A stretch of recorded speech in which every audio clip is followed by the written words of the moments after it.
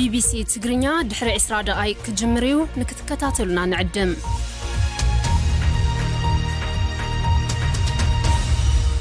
kun sagantaa BBC afaan Oromooti nu waliin tura.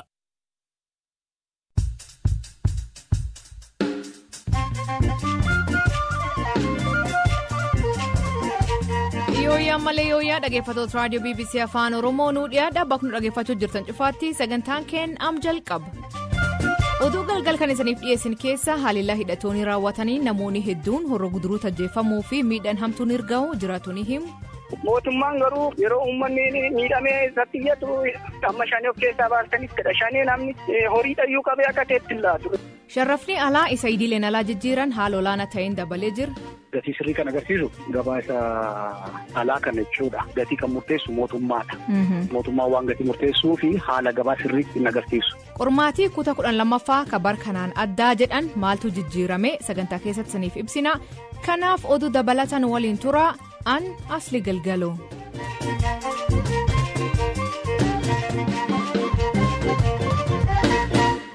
Nu dhiyaadha oduu ta'een jalqabaanii Itoophiyaatti sharrafni alaa isa idileen alaa jijjiiran garmalee dabaluun gaafii kaasaa jira. Gabaa idileetti doolariin tokko birrii 52 gabaa gurraachirratti ammoo 100 ol akka ta'e odeeffamaa jira. Jijjiiramni akkasii guddaan kun maaliif uumame faliisa ammoo maal ta'uu danda'a? Ayyuu dinagdee fi barsiisa yuunivarsiitii Finfinnee Dr. Tashoomee Tafarraa dubbisee ture. Egaa birriin exchange kan murtaa'u akkuma meeshaa kaanii bittaaf gurgurtaa irratti murtaa'eeti. Egaa bittaaf gurgurtaa birrii kan murteessan wantoota hedduu jira. Isaan keessaa tokko dhiyeessiidha. Dhiyeessiin doolaaraa yoo gabbu'u akkuma meeshaa kaanillee hin qaalaan hin mi'aawu jechuudha. Doolaarri amma gaamos probably kan ta'uu danda'u dhiyeessii doolaaraa hanqatuu danda'a. Dhiyeessii doolaaraa kan hanqachiisuu danda'an wanti baay'ee jira. Isaan keessaa egaa hojiin daldala alergii yookaan ekspoort jennu kun gabbuunsaa sababa tokko ta'uu danda'a. Lammaffaan immoo hojii daldala seeraan alaa hojii wal qabatee egaa doolaarris hamma barbaadameen biyyatti dhiyaachuu dhiisuu danda'a. Egaa kana hojii wal qabatee gatiin doolaaraa ol ka'uu danda'a jechuudha. Turbaan kana gabaa gurraachirratti doolan tokko birrii 100 olii jedhanii ka mootummaa murtaa irratti garuu 52 garaagarummaan kun akka malee guddaa. Sababni isaa maali? Gatii sirrii kan agarsiisu gabaa isa alaa kan jechuudha. Maaliif yoo jettanii gabaan inni kan mootummaatiin murtaa'e yookaan leegal maarket jennu kun gatii kan murteessu mootummaadha. Mootummaan waan gatii murteessuu fi haala gabaa sirriitti hin agarsiisu. Exchange rating kan biyyattii managed floating jedhama. Managed floating jechuun it's partly managed by the government, not by the market. Kanaaf true price between demand and supply kan agarsiisu gabaa isa alaa informal market yookaan gabaa isa gurraacha keessa kan jiru. Akkuma isin jettan egaa garaagarummaan isaa ol ka'ee jira. Garaagarummaan kan ol ka'ee sababa silan jedheeni garuu hamma kana ol ka'ee hin beeku seenaadhaan. Baay'ee garaagarummaan isaa ol ka'e jechuus xinnoon ulfaata maaliifi even adda baankis koomishiniin kaffalama doolaar tokko yoo jijjiiranii koomishiniin kaffalamu jira. Fakkeenyaaf amma the formal market doolaarri tokko qarshii 52 mitiire. Garuu in fact 52 miti. Exchange rating officially 52 haa jedhamu malee koomishiniin birrii 20-30 kaffalamu jira for each dollar jechuudha. Kanaaf in actual terms gatiin isaa 52 akka dubbatamu miti. Amma furmaati maali? Mootummaan maal ta'uu qaba? Egaa furmaati seera kabachiisuudha. Seerri kabajamaan jiru haala dinagdee miidhuu danda'uun qarshii doolaarri ittiin argachuu qabdu alatti hafaa jira. Fakkeenyaaf daldalli alergii yookaan ekspoort jennu jiranti daldala alergii kanarraa qarshiin biyyattiin argachuu yookaan doolaarri biyyattiin argachuu qabdu jira. Kanammoo argachaa hin jirtu maaliif under invoicing hin jira. Even kanuma argame kanallee biyya alaatti hambisuun illee hin jira. Kanaaf seera kabachiisuu danda'ame doolaarri biyyattiin argattu akka biyyatti keessa ol seenuu fi sappilaayinsaa ol ka'ee naannoo gatiin isaa gabbu akkuma meeshaa kaanii jechuudha. Diyaaspooraan biyya alaa jiru qarshii gara biyya keessaatti amma ergaan jiru bal'inaan maaliif the black market exchange rate guddaa waan kennaa jiruu fi sana filachaa jiru. Egaa soorsii sana balleessuun gahee mootummaati. Balleessuu qofa odoo hin taane attractive gochuudha seektara isa foormaalii exchange rate gaarii argatu taanaan bakkeedha gara black market deemuun egaa hin oolu jechuudha. Ulfaadhu Dr. Tashoomee. Ulfaadhaa isinis galatamaa.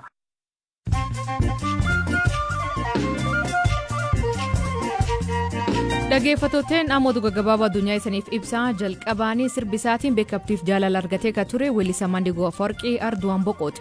Rakkoo fayyaas mudateen wallaan sargachaa ka ture erga tureen booda lubbuun isaa darbu firootii isaa miidiyaaleetti himuu FBC'n gabaase. Poolisiin weellisaa kanaan wal qabatee iyyannii waanis dhaqqabeef qorannoo gaggeessaa jiraachuu hima. Du'a dubartii to'annoo poolisii jalturte hordofee mormii guyyaa 11 deemaa tureen yoo xiqqaate namoonni 76 humnoota mootummaa Iraaniin ajjeefamuu aktivistoonni himan. Miidiyaan mootummaa humnoota nageenya dabalatee lakkoofsi namoota du'anii 41 ta'uu ibsa. Kan malee namoonni 100 ol poolisiin qabamuu himan. Isaan keessaa 20 gaazexeessitoota. Komishinii mirga namoota Naayijeeriyaa sababa hidhaa seeraan alaa ajjeechaa fi miidhaa uummata irraan gahaniif poolisoonni himataman hojiirraa akka dhaabaman gaafatan. Akkasumas namoonni yakki irraan raawwatame beenyaan kennamuuf qabaa jedhan. Jalqabjii kanaa beenyaan $700,000 maatii miidhamtootaaf baafame ture. Haati warra pireezidantii Seeraaliyoon Faatimaa Baayoo dhiirsisii mootummaa fonqolchuun digirii PhD waan qabuu fi namni is fonqolchu tokkollee hin jiru jetti.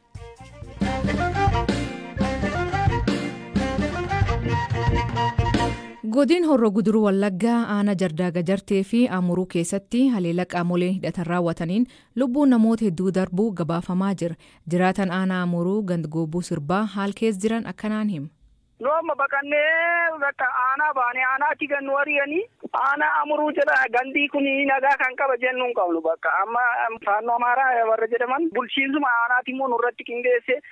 Rasaasa laate meeshaa laate eeggaraa jira malee waraanni bilisummaa Oromoo ganda goobuu keessa hin jiru. Mucaa wayii tokko qabatanii faannoo keessa gaafa qoratanii bulchaama aanaatu nu ergee akaatti ganda sana nu rukkutaa uummata sana nu rukkutaa qabeenya isaanii saamaa mana isaanii irratti gubaa jedhee nu qindeessee nu erge jedhanii dhugaa baanii ijoollonni. Humnoonni mootummaa naannoos ta'ee kan federaalaa aanaa sun keessa hin jiranii yoo jiraatan ammoo maaliif nageenya uummata eegsisuu dadhaban ka jedhu jiraatan kun akkanaan deebis.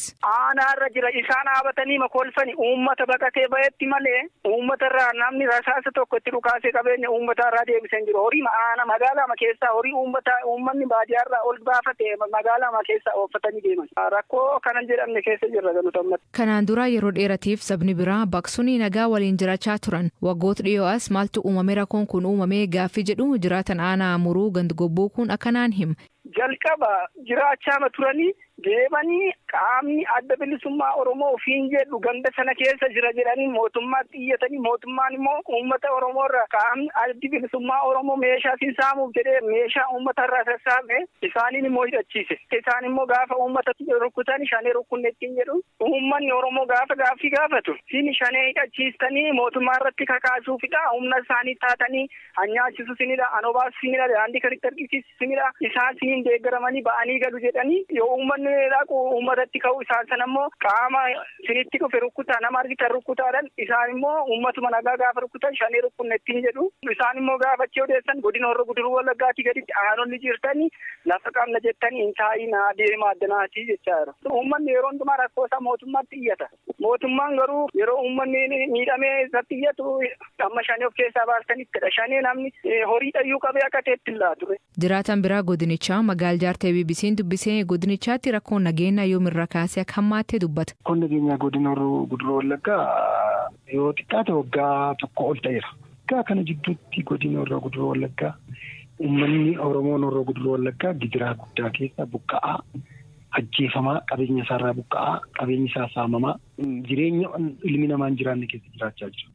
Oromoon qe'ee sanarraa duguugamee ka'uu barbaada. Qe'eetti dhalate. Qe'ee abbaasaa qe'ee akaakayyuu abaabilee isaarraa ganda namaan qe'ee namaan maaliif akka ta'e anaaf gaaffii uummata godina Horroo Guduruu Wallaggaaf gaaffii akka Oromoon lafa isaa kenne asiin ga'e Oromoon guddifate asiin ga'e waliinoo jiraatan maaltu kana fide kan jedhu san anaafis gaaffii garuu gochi kun kan godhan finxaalayyii naannoo Amaaraarraa dhufanii kanarraa ta'uusaa jala murame beekamuu qaba kun waan ifa jiru.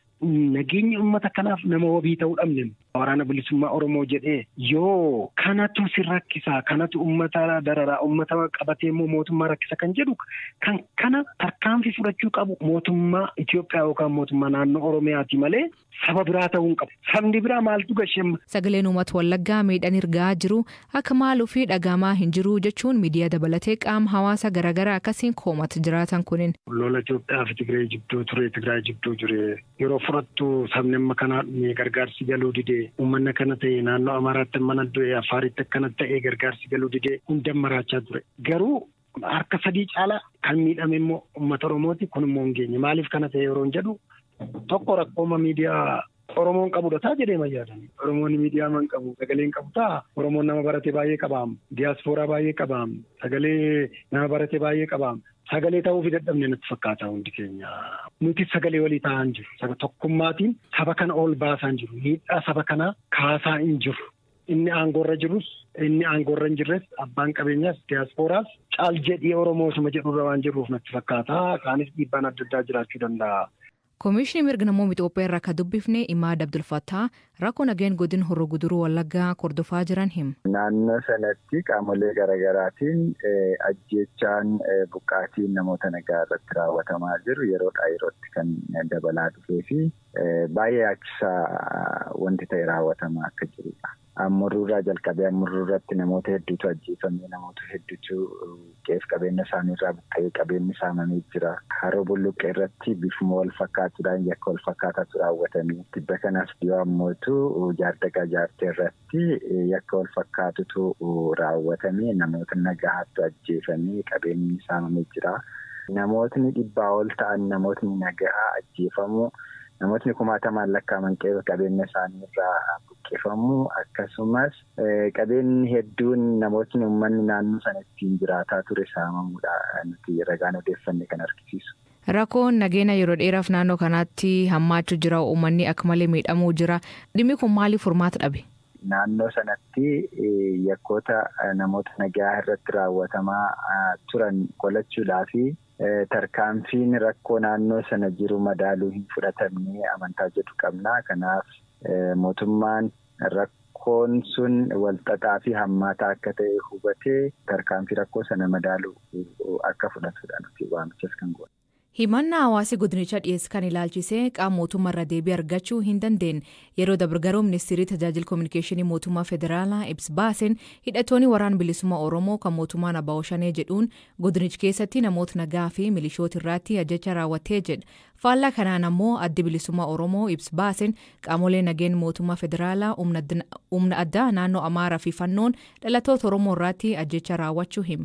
Dubbi himaan Woboo Oda Tarbii mootummaa fi milishaan Fannoo Horroo Guduruutti mootummaan dhiifamaa mootummaan milishaa fi Fannoo Horroo Guduruutti bobbaasuun jitoo keessatti uummata nagaa 107 agamsaatti 50 ammoo jaartetti ajjeesisuu jechuun himate.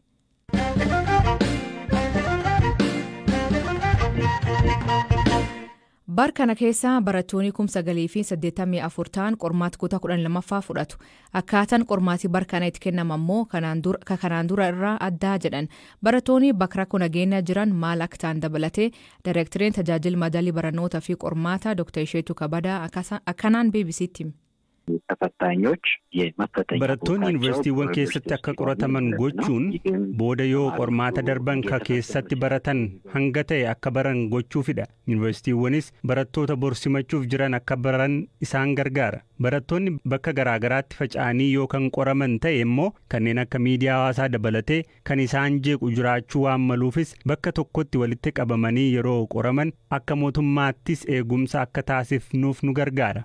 Haalaan majuruun mooraawwan 202 keessatti qormaanni ni kennama. Namoota gahee isaanii baachuu dadhaban tokko tokkoon qormaanni ni baha yookaan ni hatama. Hanni qormaataa ammoo Itoophiyaa keessa qofa miti kan jiru eessayyuu jira. Garuu kan biyya keenyaa kana adda kan godhu dhimma siyaasaaf oolchuudha. Yuunivarsiitii keessatti qoruun ammoo hanni qormaataa fedhii siyaasaaf akkan oolle hir'isuuf nu gargaara. Barattoonni yuunivarsiitiiwwan naannoodhuma isaanii keessa jiru keessatti kan qoraman. Kana jechuun ammoo kiiloomeetirii haga ta'e hin deeman jechuu miti. Mootummaan warra fageenya haga ta'e deemaniif deeggarsa geejjibaa ni taasisa.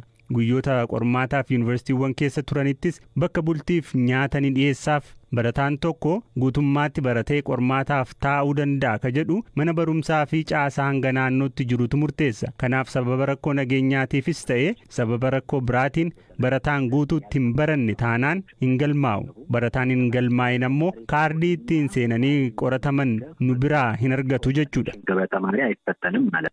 Dhaggeeffatooteen sagantaan har'aa ganumaa nu waliin turuu keessaniif ulfaadha isaniin jenna. Mammaansi galgala kanaa karaan dheeran lubbuu nam dheeres. Hiikan isa maanii kooment keessan nu beeksisa.